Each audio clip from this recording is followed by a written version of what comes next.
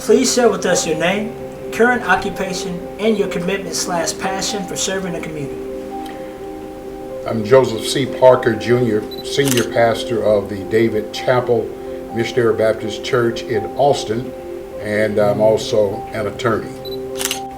My commitment for the community has been lifelong, in that my parents were both servants, in that my father was a pastor in Alabama and Texas, and heavily involved in civil rights movement. My mother comes from a tradition of education where she was a teacher.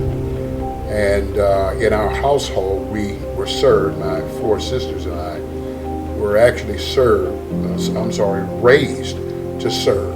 And so I consider that as being the beginning of my passion and commitment for doing so.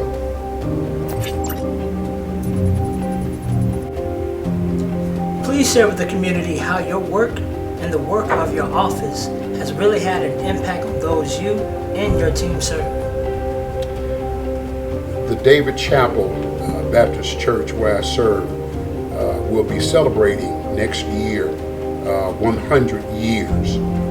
We have been in the Austin area from its very beginning, and we have given ourselves to be a church. Our slogan is to be a church with a heart for the community.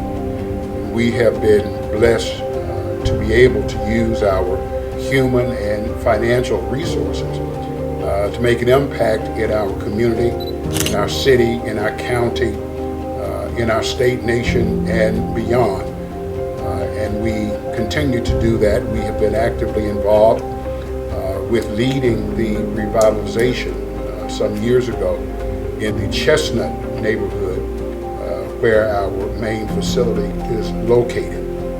And so once we trace the history of our church and see how it began in the area that is now the Bergstrom Airport, it started out with an interest in boys who were shooting marbles in the neighborhood in 1924.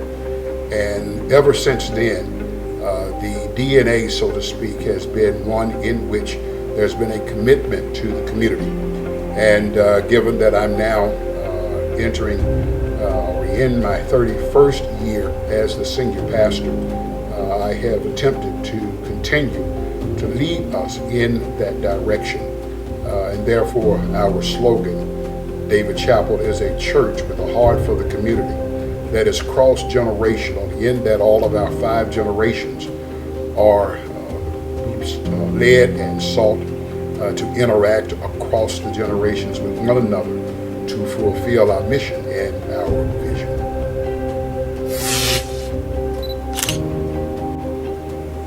Please share with the community what your Legacy Award means to you, awarded by the African American Youth Harvest Foundation at the Changing the Story Gala celebration with Martin Luther King III as a keynote, along with the Texas Legislative Black Caucus and the Texas State NAACP office.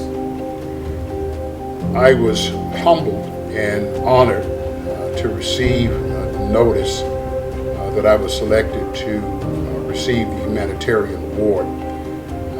I don't know if I really know what it is that the African American Youth Harvest Foundation considers to be the qualifications for that award. However, I do understand that being a humanitarian is to be one who has an interest in, a commitment to the welfare of people, our community and our society. And if I'm correct in that understanding, then I guess one could call me a humanitarian because of my commitment and the work that I have engaged in over these years, both from a pastoral ministry point of view, and second, from a legal point of view, and third, from community involvement. It is an honor to be on a program where the 3 that you reference of Martin Luther King Jr. III, the Texas Black Caucus and the Texas NAACP are involved. I have personal connections with all of those, and am impressed with the effort of the Harvest Foundation to include them, to acknowledge and recognize all of their amazing and outstanding work. I've never met Martin III, but his father and my father were friends and schoolmates at Morehouse. And when my father and we lived in Montgomery, he and my father were part of the Montgomery Improvement Association. My father was one of the leaders with him of the bus boycott. And so I have that connection with them. My father, Dr. King, Martin III, and myself are all graduates of Morehouse College. And so we have drank from the same water, so to speak, and have similar influences and really commitment. So it's wonderful to be able to get the opportunity to meet him and to connect with him in that way, given that we do have those connections. And over the years, I've worked with various members of the Legislative Black Caucus. Representative Cheryl Cole is one of my amazing members, and I've worked with her, other legislators across the state over the years on various legislation and interests that we share. And the president of the Texas NAACP, Gary Bledsoe, is a friend of mine, and he and I have worked together also a number of issues, both in the community, NAACP, and legal related matters. So to be able to be with them is an honor, and I'm appreciative for this opportunity. Please share with the community your thoughts on the African American Youth Harvest Foundation bringing in Martin Luther King III to the community to keynote these three events: the statewide youth summit, VIP brunch, and Changing the Story Legacy Award Gala. I have known Michael Lofton from the time that this idea, and perhaps I should even call it a movement, was birthing in his spirit. We had those conversations years ago, and I have come to understand, to believe, and to see that Michael is a visionary and a creative person, and he has been able to bring that to bear to attract people across so many barriers, many industries, many areas, to partner with him, to undergird him, to hold him up, and to be, in a sense, some of the wind beneath his wings, so that he could not only live out the vision that I believe God has given to him, but that he can do good things for this community. And it is of no surprise to me that Michael would be bringing something like this together. And it is amazing and striking that he would capture it under the title of Changing the Story, because that's what I have seen him do over the years, that he's taken on barriers and a variety of things in an effort to bring the reality of it and a real sense of what this community needs. Please share your thoughts on the importance of the services that African American Youth Harvest brings to the community, along with the 25 Black social service nonprofit, all under one roof, and now the first nonprofit to be awarded a trauma recovery center in the state of Texas.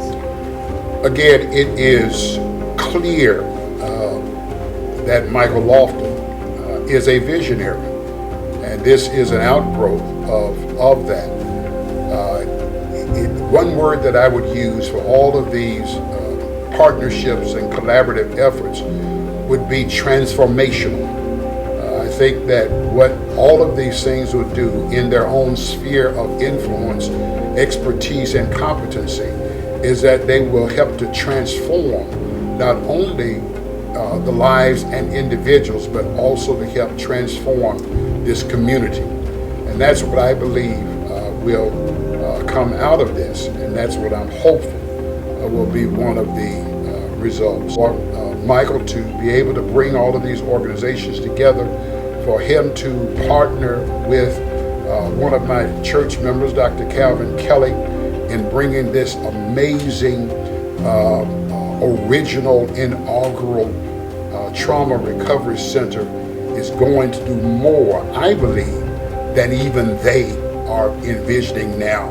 My hope is that we will benefit from all that these partnerships will do, the trauma recovery center, and that we will see not just change through conversation, but actual change in lives and in the life of this community. Would you recommend the community to attend the statewide youth summit and the Changing the Story Legacy Award Gala? Absolutely.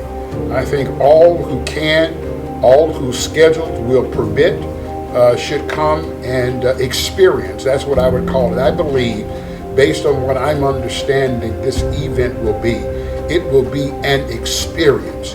And it will also expose those who are present to what is going on in this community, much of which they may not even be aware of.